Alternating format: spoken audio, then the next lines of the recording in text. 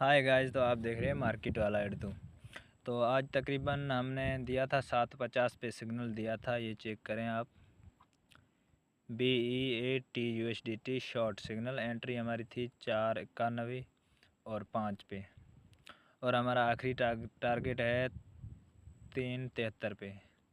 तो माशाल्लाह हमारे सारे टारगेट हिट हो गए। ये हमने घंटे बाद स्क्रीनशॉट भेजा सिग्नल से बाद, और ये अभी भेजा है। तो चलिए चार्ट पर आपको चेक करवाते हैं रिज़ल्ट।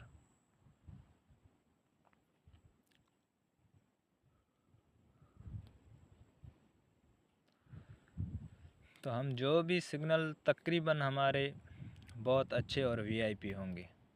तो आपको ग्रुप ज्वाइन करना है तो आ जाएं भाई ग्रुप में।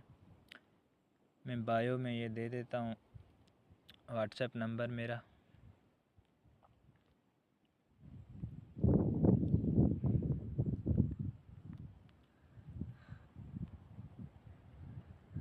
तकरीबन सर हमारा आखिरी टारगेट भी हिट हो चुका है। तो इस तरह की वीडियो देखने के लिए लाइक करें, शेयर करें, और रोज़ मिलेंगे इसी चैनल पे। तो उम्मीद है आपको वीडियो अच्छी लगी होगी और ग्रुप भी अच्छा इंशाल्लाह लगेगा। आप आएँ ग्रुप में।